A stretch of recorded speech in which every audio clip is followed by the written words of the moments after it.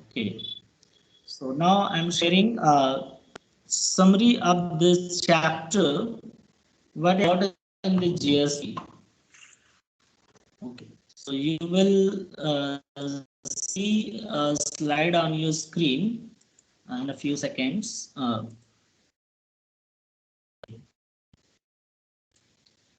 Okay, students. So here you can see summary. Okay. Summary of this chapter. Yes, sir. I think you had studied. Now you will see what are the summary we had studied in this chapter. So first point is, beta, every point you should take the screenshot because this question would be based on these things. So today I'll be sharing a link also for the question. So GST. GST means goods and services tax or goods and service tax. Okay.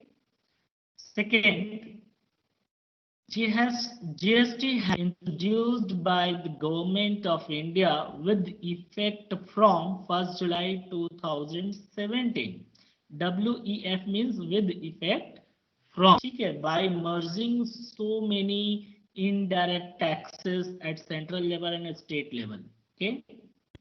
So now central level many indirect taxes merged into GST are excise duty, services tax, and central sales tax. And so many small taxes also comes under this. I have taught already. You can see in the book. Now, state level many indirect taxes merged into GST are octroi and entry tax, purchase tax, entertainment tax, value added tax, that is VAT, and luxury tax, and taxes on lottery. So these are the taxes that has been merged into GST at central and state level.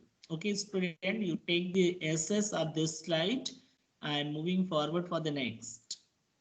So done it? Done? Anyone can reply. Yes, sir. Yes, Yes, sir. sir. Yes, sir. Yes, sir. Okay.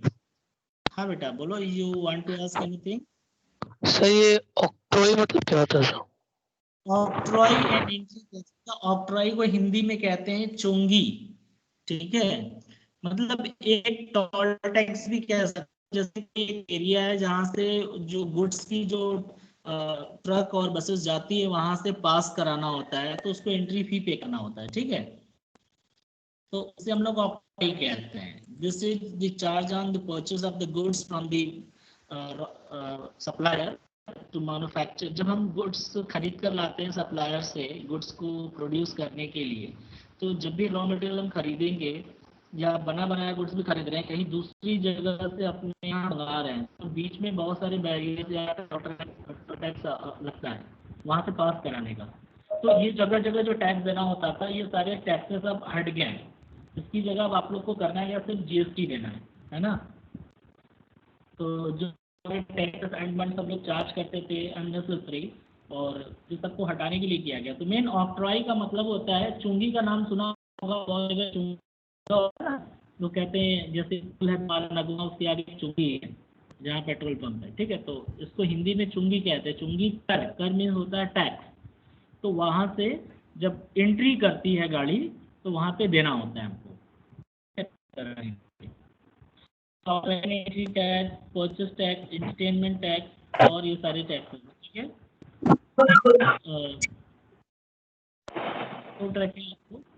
Purpose और objective, you will see purpose और objective of charging GST।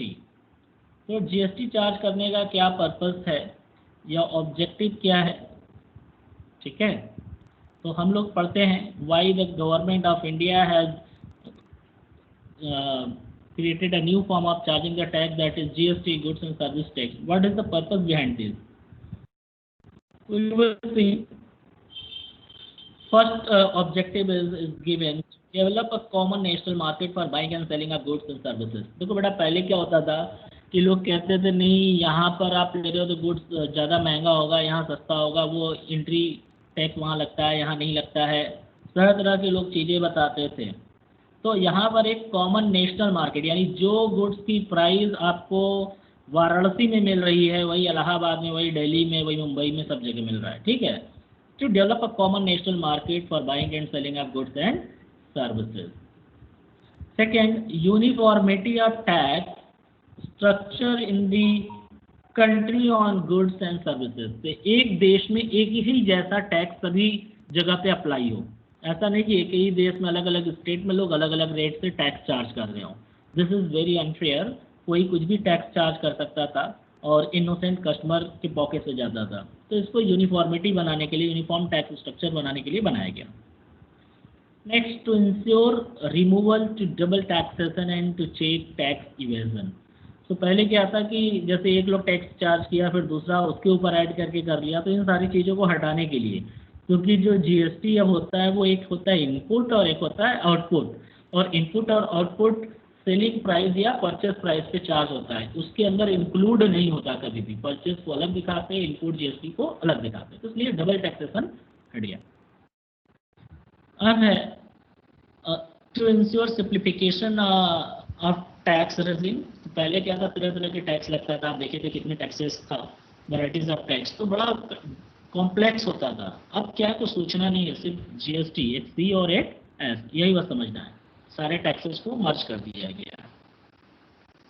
अब है to ensure better tax management as single indirect tax is levied in place of multiple taxes levied earlier. तो पहले बहुत सारे तरीके के टैक्स चार्ज किए जाते थे, अब उन सभी जगह सिर्फ एक ही टैक्स चार्ज किए जाते हैं, GST.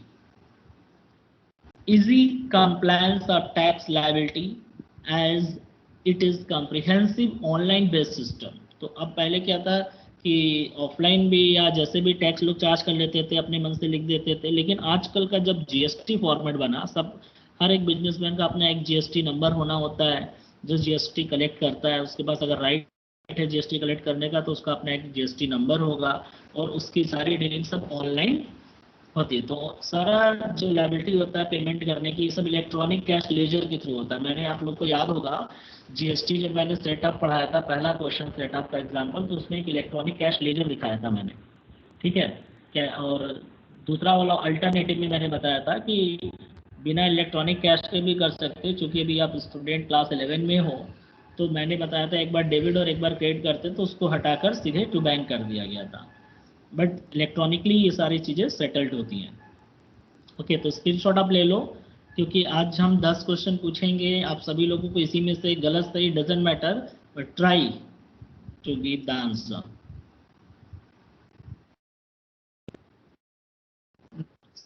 You will find next objective is system will ensure efficiency in tax collection। पहले टैक्स कलेक्शन में बड़ा प्रॉब्लम आती थी, अब चूंकि सब कुछ ऑनलाइन हो गया तो ट्रांसपेरेंसी हो गया टैक्स कलेक्शन में, सब कुछ ऑनलाइन अब सब कुछ होता है। तो as it is based on online tax collection, TX लिखा हुआ है, TAX होगा tax collection, and will also reduce the cost of collection of GST. पहले तरह तरह लोगों को डिप्लॉय करना पड़ता था, यहाँ पर डिप्यूट करना पड़ता था, सॉरी, कि आप टैक्स यहाँ से कलेक्ट करना है, वहाँ से कलेक्ट करना है, बट अब ऐसा कुछ नहीं, सब कुछ ऑनलाइन बेस्ड हो गया, तो हमारा कॉस्ट ऑफ कलेक्शन भी कम हो गया, ठीक है। All states and union territories work under dual rates of tax concept, that is CGST and SGST। जितने भी स्टेट के अंदर होता है, विद इन स्टेट, तो दो तरीके का टैक्स चार्ज किया जाता है, एक CGST और एक SGST, कंबाइंडली जीएसटी कहते हैं। वाइल इंटर स्टेट ट्रांजेक्शन होता है तो work under single rate of tax called IGST। तो देखो, स्टेट के अंदर होता है तो डुअल होता है कॉन्सेप्ट, जिसमें C और S होता है, बट इंटर स्टेट होता है तो सिंगल रेट होता है कॉल्ड IGST। लाइक अगर 12% GST बोला है अगर से सेम स्टेट में, किस स्टेट में कह रहा है, तब तो 12% GST बेस हो गया, 6% CGST एंड 6% SGST। बट अगर कहता है 12% GST और बिजनेस जो हो रहा है वो इंटर स्टेट हो रहा है, तो डायरेक्टली 12% ही चार्ज करेंगे एक ही बार IGST, ठीक है। These are the purpose what I have shown. There may be more than this. You can read from the book also. Who can collect GST? The question is, कि सब लोग जाओ दुकान पे सामान खरीदने तो देखो जीएसटी कलेक्ट करते हैं।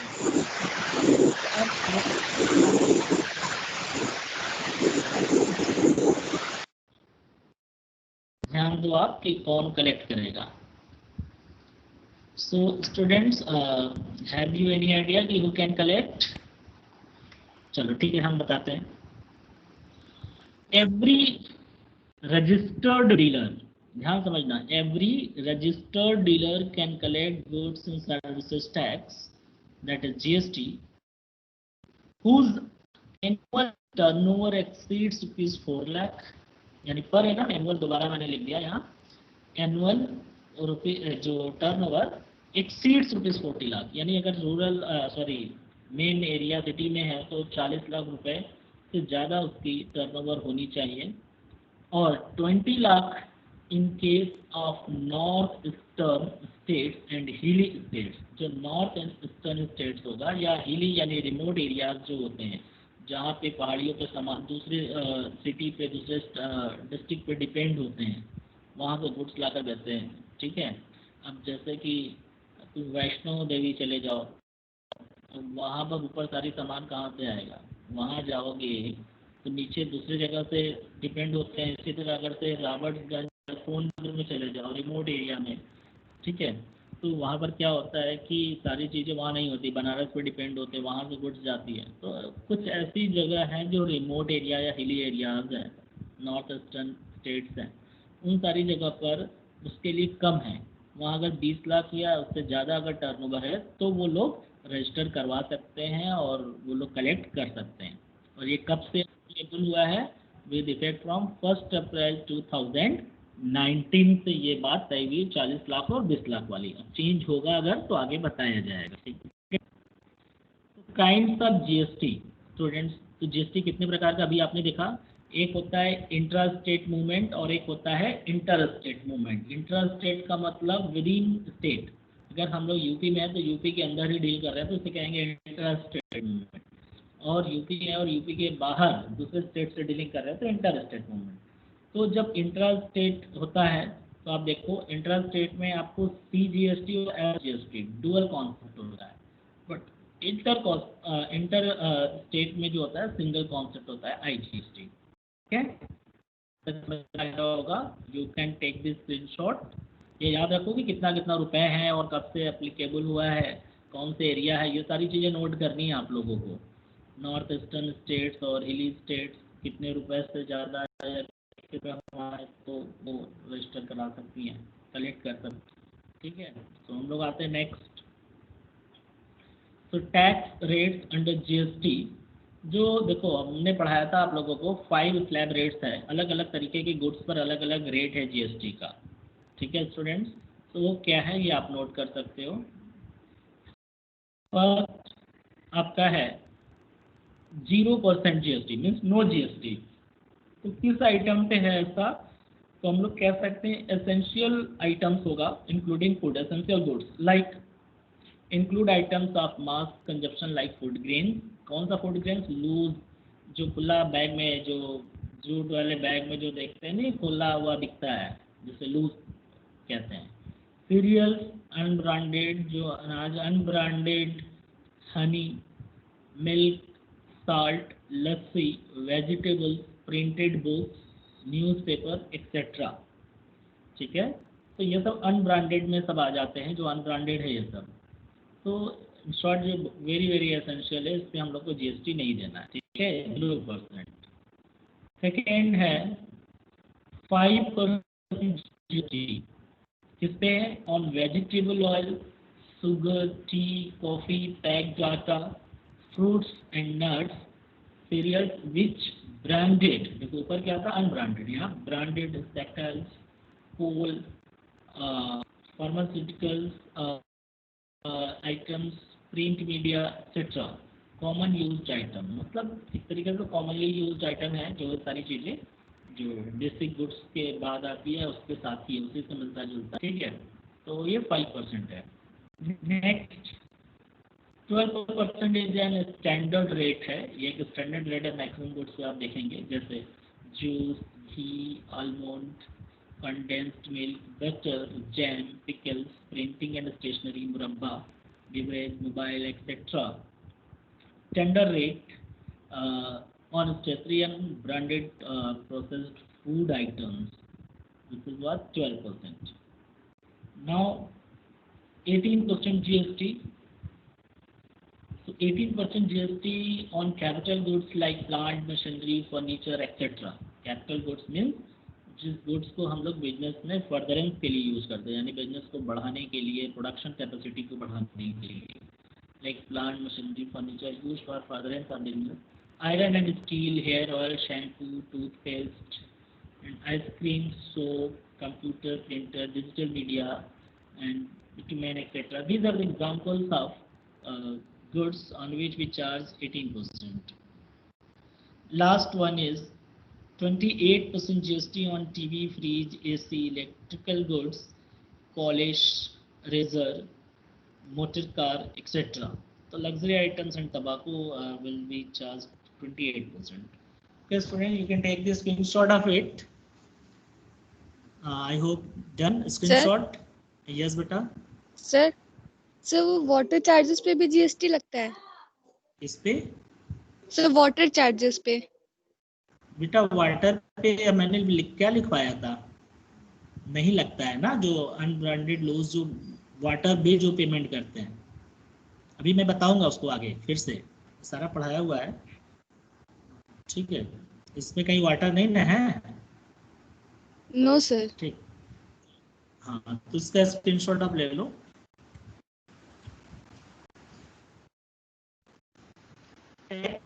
मतलब आइटम्स एग्जेम्प्टेड फ्रॉम जीएसटी, कौन कौन से ऐसा आइटम्स है जिसपे हम लोग जीएसटी चार्ज नहीं करते, हालांकि बहुत सारे आइटम्स मैंने बताया भी था, फिर भी for your revision purpose some of the goods I had written here.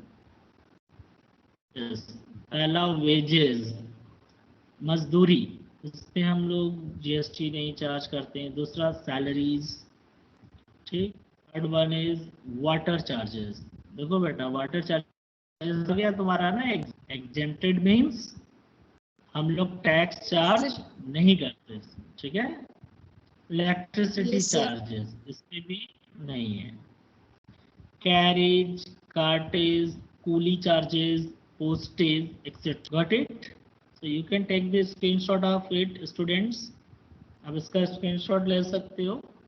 वैसे मैंने ये सब पढ़ाया हुआ है, फिर भी एक बार रिवीजन करा रहे हैं इस चैप्टर का, क्योंकि अब अगला चैप्टर हम लोग को पढ़ना है नेक्स्ट क्लास में कैश बुक, तो अच्छे से पढ़ेंगे, यहाँ तक क्लियर हो जाना चाहिए। Okay, coming to the next. So GST charged on the following items। तो अभी तो था ये exempted था, कुछ ऐसे आइटम्स है जिसपे हम कंफ्यूज रहते हैं चार्ज करना है या नहीं करना है। सो लेट अस सी, जैसे रेंट पेड, अगर हम लैंडलॉर्ड को किराया दिया है तो जीएसटी देना होता है हमको, अगर वो रजिस्टर्ड है जनरली, ठीक है। रजिस्टर्ड नहीं है तो फिर हम बिजनेस पर्पस के लिए अगर किराया दे रहे हैं तो टैक्स देना होगा, क्योंकि सर्विस ले रहे हैं, और उस पर्सन को नहीं देंगे अगर वो रजिस्टर्ड नहीं है, तो हम पेमेंट करके बाद में उसे सेटअप करते हैं। एडवर्टाइजमेंट, अगर प्रचार वगैरह कराते हैं हम लोग अपने गुड्स और सर्विसेज का, अपने बिजनेस का, तो हमें उस पर भी टैक्स देना होता है, because we are taking the service. Telephone expenses, telephone expenses क्या है जो हम लोग यूज़ करते हैं, आपको पता ही है, इस पे जीएसटी नहीं है। प्रिंटिंग एंड स्टेशनरी पे, मतलब सॉरी चार्ज करते हैं, हमने बोला कि नहीं है, सॉरी, इस पे भी चार्ज करते हैं। Legal expenses under RCM, under RCM में क्या होता है कि बहुत सारे ऐसे रजिस्टर्ड डीलर होते हैं जो, सॉरी, रजिस्टर्ड डीलर होते हैं जिसको कि हम जीएसटी पे करते हैं, बट कुछ ऐसे भी डीलर होते हैं सर्विसेज में जो कि रजिस्टर्ड नहीं है, तो उनको हम जीएसटी नहीं देते, उनको सिर्फ उनकी सर्विस का पैसा देते हैं, लेकिन जीएसटी हम गवर्नमेंट को पे करते हैं, और बाद में हम जब कलेक्ट करते हैं दूसरों से जीएसटी, तो उसमें से हम उस जीएसटी को एडजस्ट कर लेते हैं, ठीक है। अब ये है next, reverse charge mechanism, RCM, वही जो अभी मैंने बात किया। सो आप देखेंगे यहाँ कि रिवर्स चार्ज मैकेनिज्म क्या है। सो देखो, under GST certain services are placed under RCM. It means that supplier of goods and services will not be a registered dealer, so he will not charge GST on the services provided by him.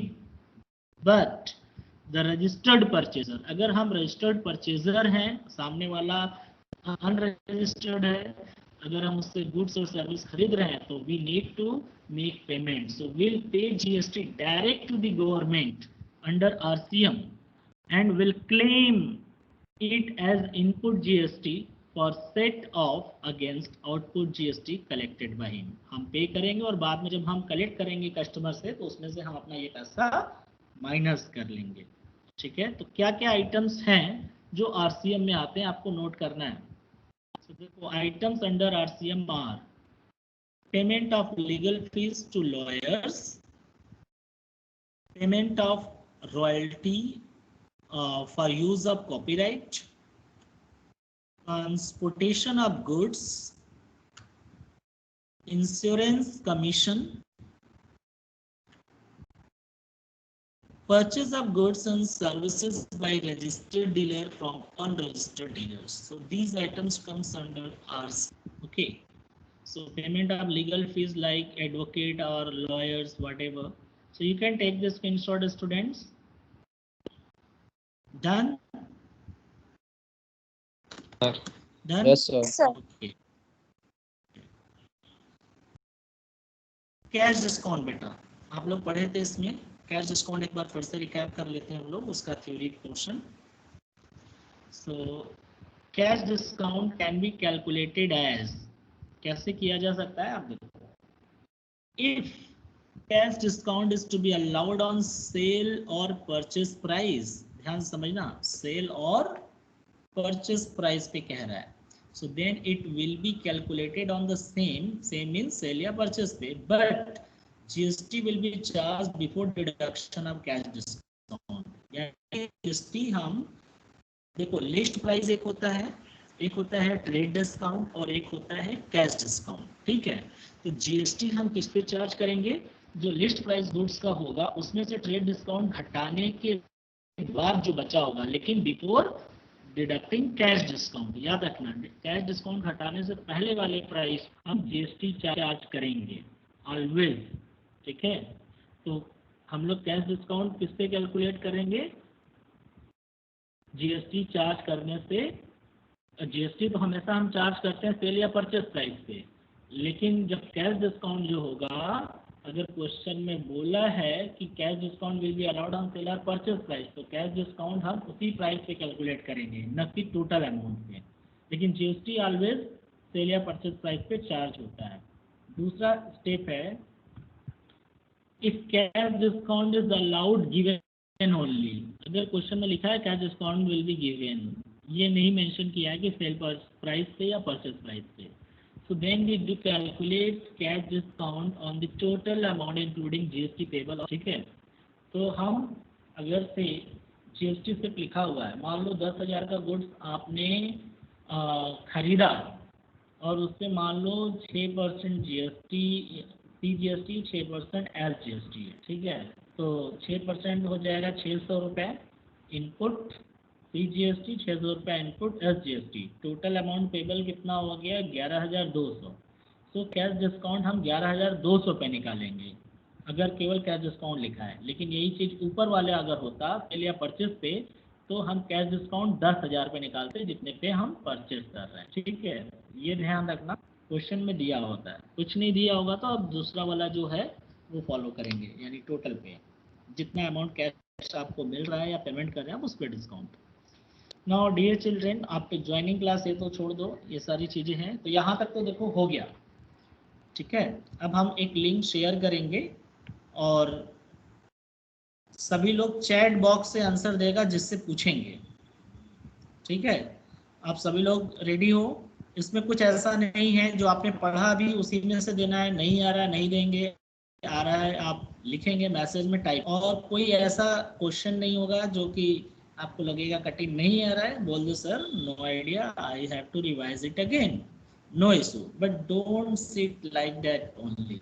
Okay, students. So now you will see. Just I am going to send the link.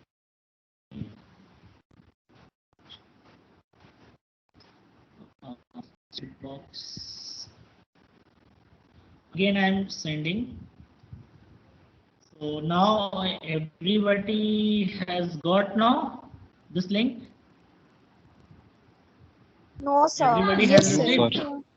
No, Let sir. us No, start. sir. Yes, sir. No, sir. Yes, sir. No, sir. No, sir. मैं WhatsApp में भी send कर रहा हूँ. Same link को मैं WhatsApp में भी send कर रहा हूँ. ठीक है? ओके.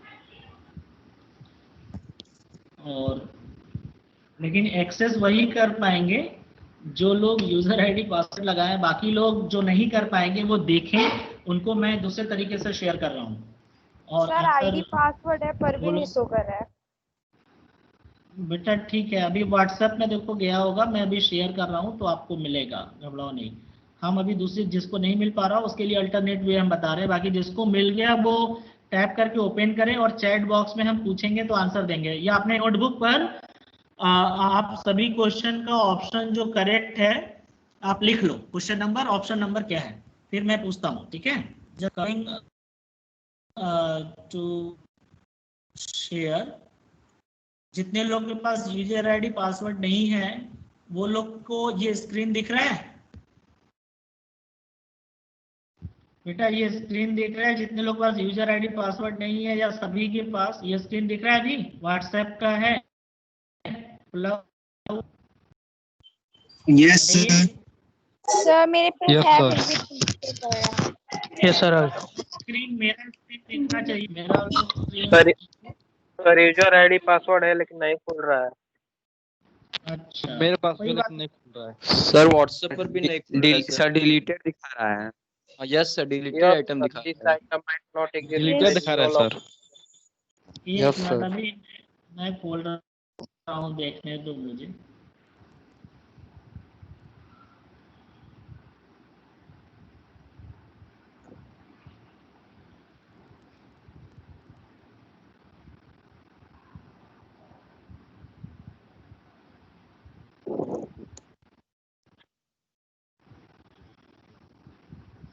एक minute just I am opening.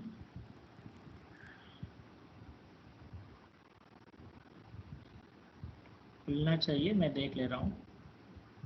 नहीं होगा तो मैं दूसरा तरीका मैं बता रहा हूँ. कोई घबराओ नहीं, घबराने की कोई बात नहीं है. Just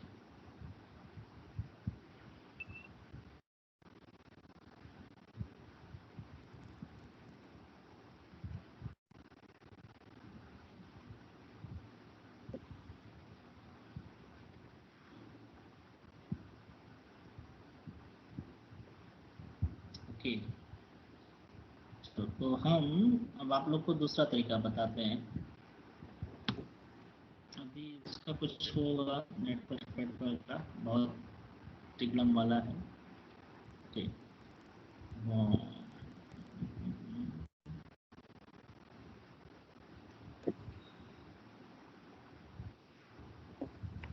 just wait.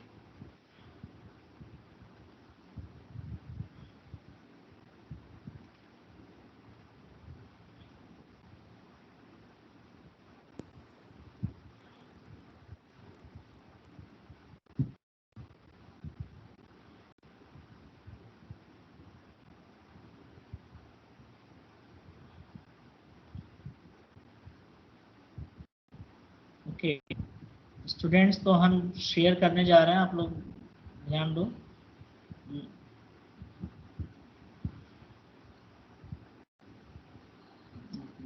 टाइम ले रहा है.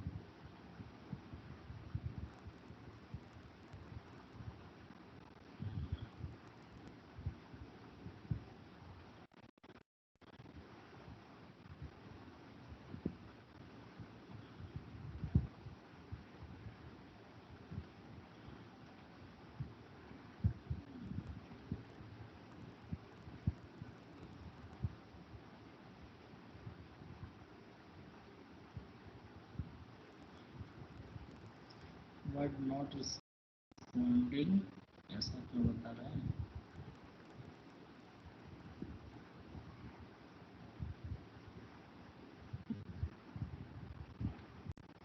यस, हाँ स्टूडेंट्स, तो बस ये आ गया है स्क्रीन पे, मैं शेयर कर रहा हूँ।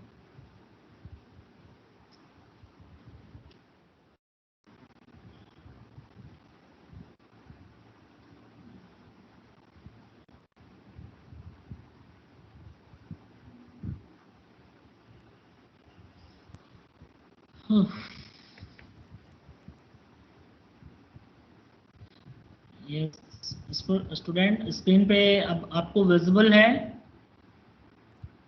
पेपर विजिबल है? No sir. वो सर हाँ, नो सर। No sir. मेरा है अभी अभी नो आया, सर। एक मिनट, अभी भी नहीं आया? No sir. Sir blank show कर रहे हैं। मेरे पास तो बस मैं blank है। फिर से शेयर रिसीव कर दो, नेटवर्क बहुत डिस्टर्ब कर देता है कभी कभी। वेट, अभी आ जाएगा।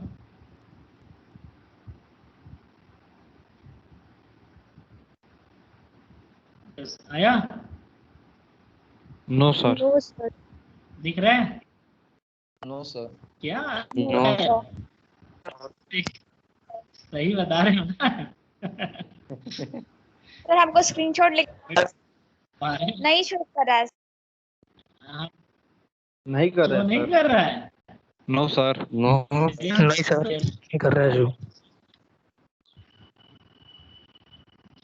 अच्छा, रुको फिर देखें, हम दूसरा तो चैट बॉक्स में क्वेश्चन पुट करते हैं।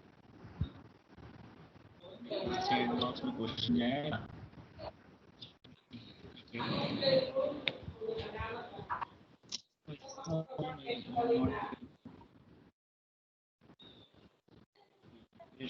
हो रहा है, नेट ही स्लो है। अभी नहीं आया, अभी तक नहीं दिखा? No no sir. Sir. No sir. चलो ठीक है, नहीं दिख रहा है, कोई बात नहीं, हम आप लोगों से पूछते हैं, verbally क्वेश्चन, ठीक है? ये नेट तो बहुत ज्यादा रेट यहाँ शो कर रहा है ना, इस वजह से लग रहा है कुछ। चलो ठीक है, सो आप सभी लोग सर अभी हाँ बोलो बेटा, सर दिखा वो क्वेश्चन मैसेज का जो, में? हाँ सर लिंक तो दिख गया, पर वो सर वही हाँ, कुछ पूछना है आपसे उसी से। हाँ तो सर बोलो। उसका जो 9th क्वेश्चन है ना सर, उसमें ऑप्शंस थोड़ा गलत है। अच्छा, 9 क्वेश्चन में देखो बेटा, इसको तो दिख रहा है, बाकी लोग को स्क्रीन पे दिख रहा है, या उस लिंक से सर गए हो आप वापस? स्क्रीनशॉट सर आप स्क्रीनशॉट लेके व्हाट्सएप पे भेज दीजिए ना। अच्छा, तो सभी लोग कैसे करके एक मिनट रुको, मैं भेज रहा हूँ।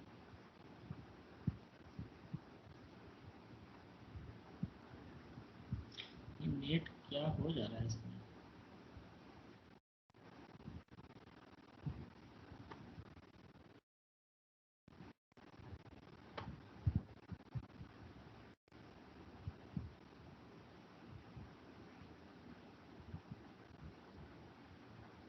ये आ रहा है, फर्स्ट क्वेश्चन नंबर 5 तक भेज रहा हूँ,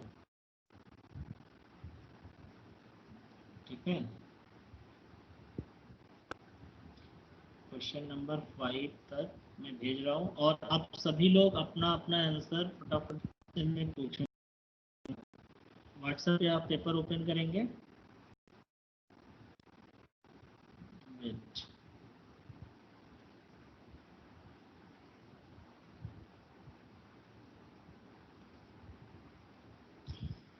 बहुत ज़्यादा डिस्टर्ब कर रहा है।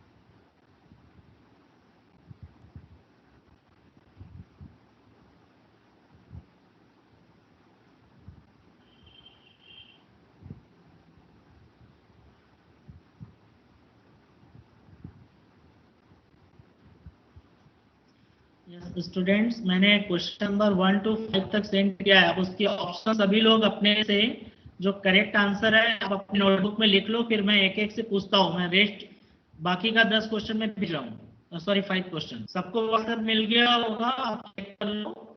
नेक्स्ट कर रहा हूँ। Sir, your voice is not audible.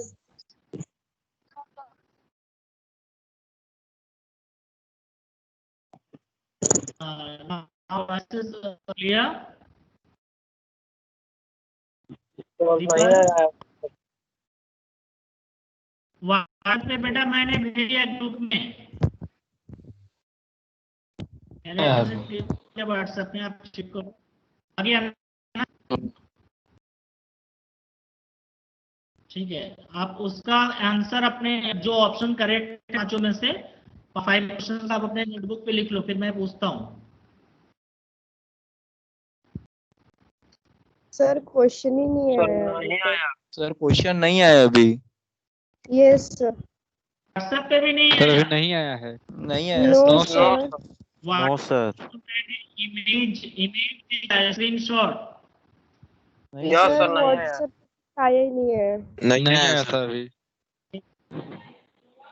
अच्छा, क्यों? तो मेरे यहाँ से तो अच्छा यहाँ से 1 मिनट, हाँ अभी गया ही नहीं है इसमें से। कुड नॉट सेंड, ऐसा क्या बता रहा है?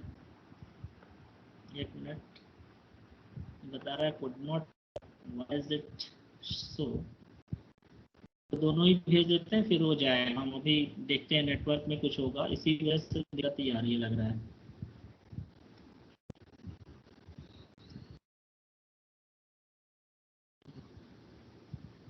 मैंने भेज दिया है, बट नेट की वजह से डिलीवरिंग का वो सिंबल नहीं आ रहा है। ठीक, तो अभी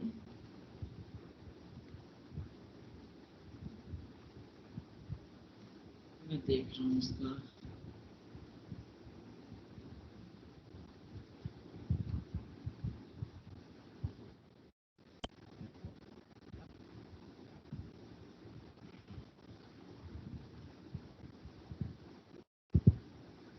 could not send this message, ऐसा क्यों बोल रहा है भाई? could not send का रीजन क्या हो?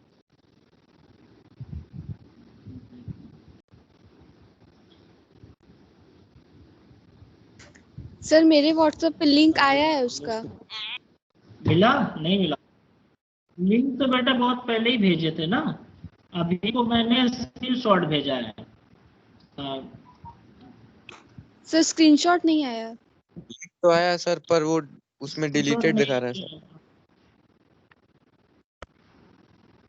कोई छट किया है क्या कहीं से फिर? डिलीट। ठीक है, मैं देखता हूँ, छोड़ो उसको। लेकिन डेट कैसे होगा बेटा? वही लिंक से तो मैंने ओपन किया है, नहीं कैसे। तो फिर से स्क्रीन शेयर ही मैं कर रहा हूँ, देखें शायद अब स्क्रीन शेयर हो जाए।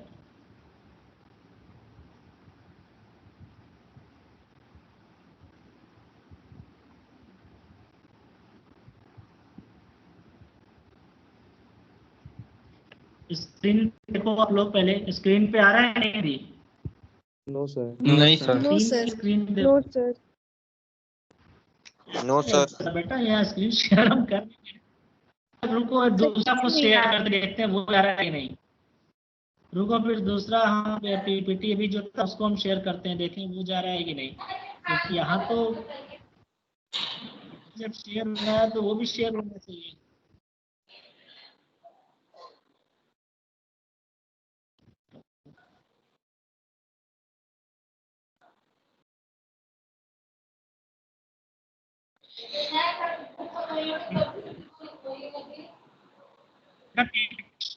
स्क्रीन पे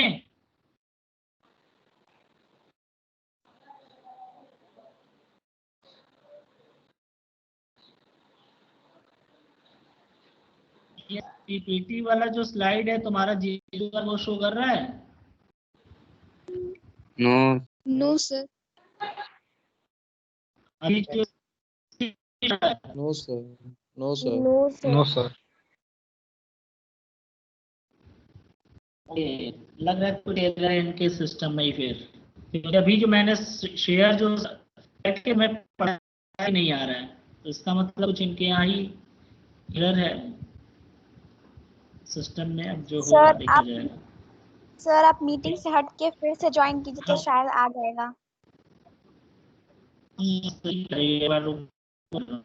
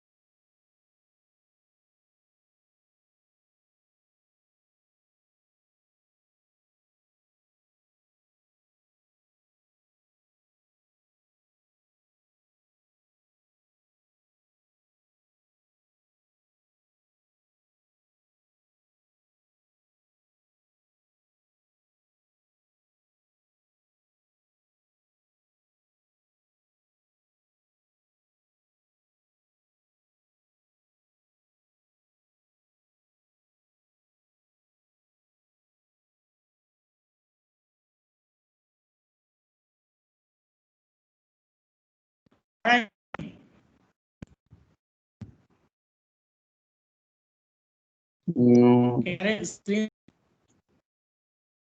अभी भी नहीं दिख रहा है। No, sir.